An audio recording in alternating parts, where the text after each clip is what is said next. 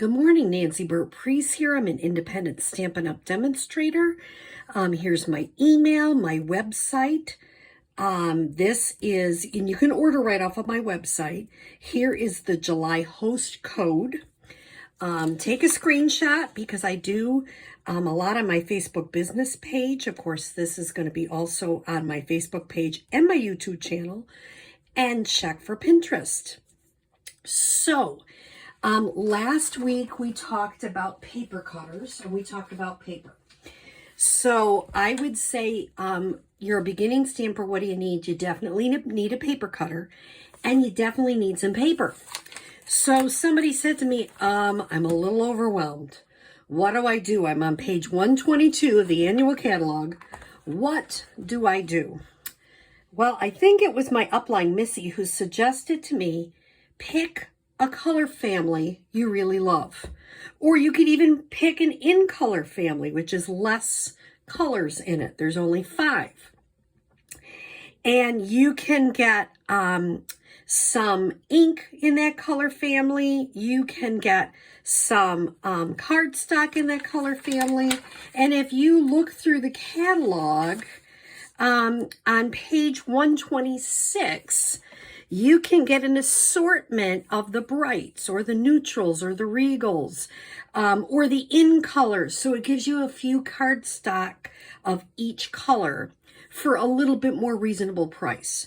So if I were a beginning stamper, I would get an assortment of my favorite color collection. I would get definitely a black stamp pad, which will be on page 129.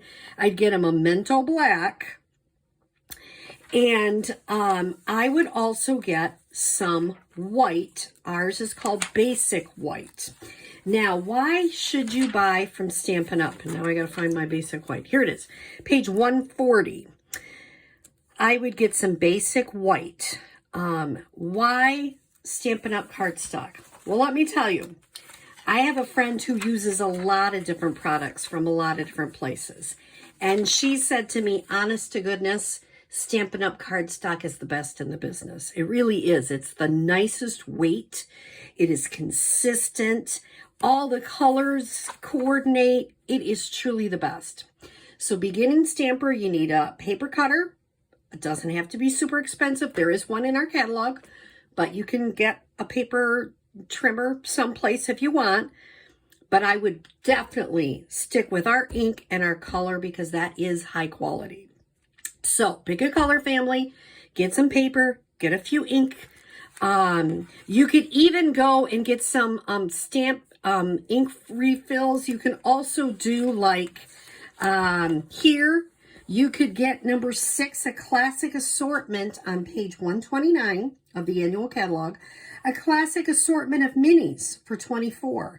And that'll just give you some different colors. It'll give you a gray, a daffodil, you know, a yellow, a pink, a grape, a green, a red, another green. It just gives you some to work with. So if that's what you're doing. Now, are there lots of different kinds of ink pads? Yes, there is. The first one is back here, our classic Stampin' Pads on page 122. Ink is fast drying, dye-based, and acid-free, so you can use it for scrapbooking. And it is really a nice ink. I highly recommend it. Now, on page 129, there are some inks that you can use. Stays on is if you're doing non-porous surfaces like window sheets or you're stamping on wood or different things. Stays on is really good. That is a dark color. So you're going to get black or brown. That I do have a stays on pad and I do use it. I use Memento like 99.9% of the time. Memento is great because you can use it with alcohol-based markers like the blends, which we'll talk about in another time, or as a general all-purpose. I love it. Versamark we'll talk about another day, but that gives you like a watermark image. Craft ink, we will also talk about that, but you can see how this is a white craft ink and how you can stamp on dark colors and get some neat effects. There are uninked spots. If you want to get some uninked spots, go back to 122 and you can buy the ink refills of colors you want and just ink up your own spots. That's a possibility too. So let's start with that today. So I know how to cut my cardstock. I've got some ink pads, and what am I going to do now? Well, there is something called Stamp, Ink, and Paper, SIP, S-I-P.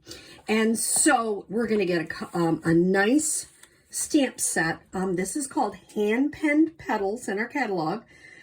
And it has some nice flower images, but it's what we call a two-step stamp. What do I mean by that? We can stamp the base, and then we can stamp the inside of the base with different colors. So I'm going to show you some simple techniques with this. So I'm going to take a clear block. This happens to be a clear block I got from Paper Pumpkin, which is another discussion we will have. But I'm going to just use, oops, that image won't fit on there. Let me get a bigger block. Now, when you do, our stamps are using, it's either acrylic or it's a cling stamp. So you will need some of these blocks. Now, once again, people will say, oh, I really don't need Stampin' Up! Blocks. They're really expensive. I don't want to get those. And you don't have to. You definitely don't have to. You can use other blocks, but I'm just going to tell you, Stampin' Up! Blocks have this ridge for your finger. They're nice and thick. They're labeled, and I'm not finding them right now in the catalog. Where are they? So, if I'm not sure, I took on page 183. And I'm looking for our clear blocks. Well, it wouldn't be in adhesives or die cutting, embellishments or embossing. It is not in the ink. It's not in the paper, punches, scrapbooking, so it must be in the tools. So let me look in the tools and see. They give you a couple of different places to check. One of them is 155, and this is our tools for our paper cutter, which I told you about, which is on page 155. It is, they also said coloring tools. Well, let me look at that. I'm assuming that isn't it either, but I'll check. Oh, these are great pages, 128 and 129. They give you all sorts of ideas. And let me check my last pages here. I think I'm coming to it, and here it is. Page 149, some more handy helpers. Here are our clear blocks. Now, you can get a block bundle, 10% off, and it's a big, you're like, wow, that's a lot. But I'm telling you, it is worth it. You use these, I use them all the time. If I'm stamping for Stampin' Up!, and a lot of other people use them for other things too. So I would highly recommend, if you want to start, get the whole thing. If that's overwhelming, get like maybe a block B, a block D, a block E, and maybe a block I. Just start with a few of them. And it's really helpful to get at least one bigger one. Because if you have a big piece like this is a block E, if you don't have one, you can't fit some of those larger stamps on. Okay, so let me show you. I'm going to do, once again, this is going to be relatively simple. I am going to, this is my regular card base, 5.5 by 8.5, scored at 4 1/4. This is my 4 by 5 1/4 white, just like we did last time. And I'm going to do, once again, some collage stamping. You can see how you can just store this right on the lid. Mine, because they get lots of use, are all over the place. But yours would be neater than this, so don't panic. I have a lot of people that are sick right now. So I'm going to put Feel Better Friends on a little block, and I'm going to stamp that right in the center. I don't have to. I could pop it up.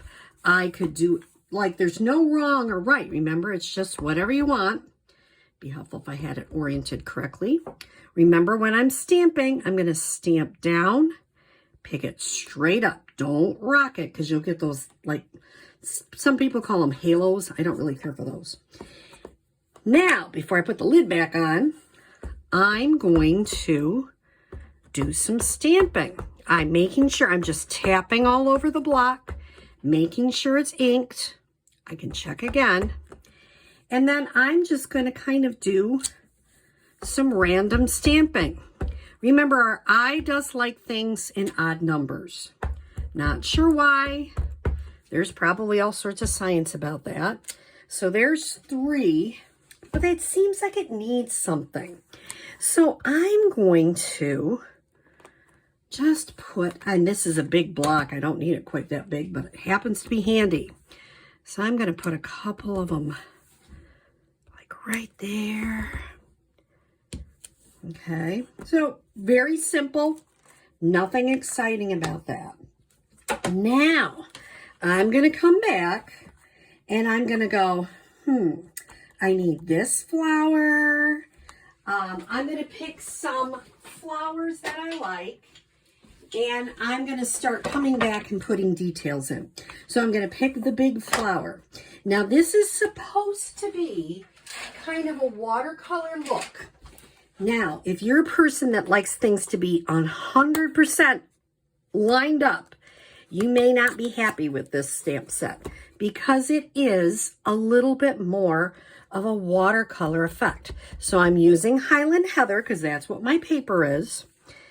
And I'm going to kind of look around. I kind of make it move a little bit. And I'm going to put a little bit there. See how that gives just a beautiful effect. And it looks like you did all this work, and really all you're doing is 2-step stamping. I love that. Isn't that? It's so simple, but it makes it look like you've done all this incredible work. Now, I'm going to get some of the smaller flowers. And I am going back and going, what colors should I use? Well, let me go back to the color families, which is on page 122. And you notice I started with Highland Heather, so I'm in the subtles. So I'm going to pick Blushing Bride. What else should I pick? I wanted to do Highland Heather because that was the base. What should I use for my leaves? I think I'm going to use Pear Pizzazz. Calypso Coral is kind of a bright little color, so that might pop it up a little bit. Let me try those, and then we can see as we go along if I really need something else. So I'm going to start with my Blushing Bride, and I have this medium flower. And you notice I'm kind of rotating it to see where I want it to be in the ink, and that one wasn't as good as it could be. Let's see if I can rotate it and get it a little bit better. That one's a little better. Now, somebody said to me, oh, what if I don't like that? Well, stamp off and add a little bit of ink. Just kind of try it again, stamp off, add a little bit of ink. It just kind of adds a little more color. And I might now see it's going to be bigger than this flower, so I think I might not use that. So let me just add the, oops, did I get all of them? Yes, I think I did, except for this one on the edge. So let me kind of do that. Okay, now, and see, I'm okay with white space. Some people are not, but if you're not, like I say, this may not be your favorite stamp, but I'm really okay with a little tiny bit of white space, because I think that makes it really look like it has been watercolored. So now I'm going to do Calypso, and I'm going to do it on some of these bigger flowers.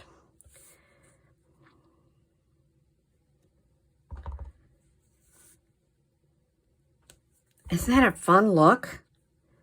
Like I say, it's not perfect. It's not meant to be perfect. It's just meant to put a little bit in there. Okay. Now, I could take, I'm getting my chamois, which I'm going to clean it with. And I'm going to use a lighter color. I think I'm going to go back with this Blushing Bride and do just a little bit on some of these tiny flowers.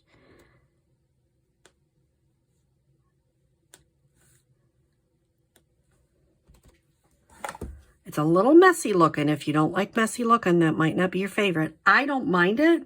And you notice I did a stamp off on one of them. Like stamp off a little bit. There is no right or wrong.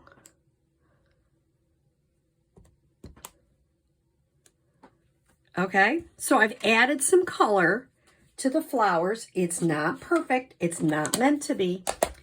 Now, I'm going to get my Pear Pizzazz out. Let me close these up so I don't get stuff all over the place like I love to do.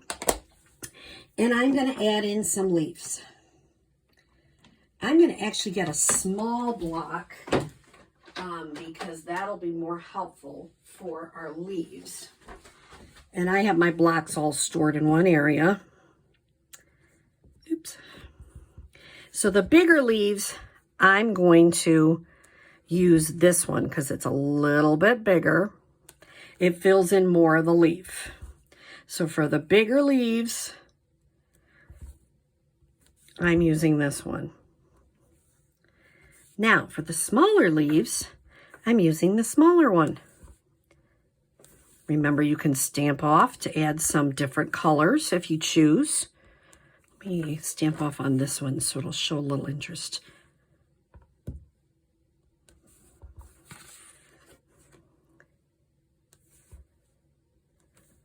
Stamp off on this one too.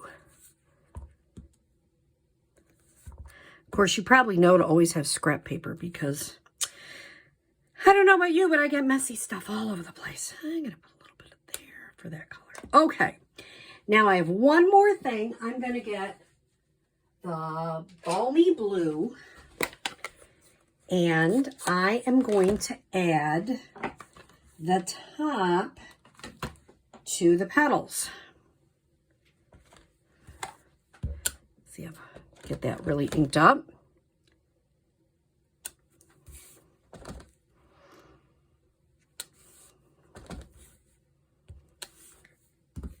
So, with stamp, inks, and paper, I have created a really beautiful card, and it isn't hard. All I'm going to use is adhesive, which we're going to talk about next week.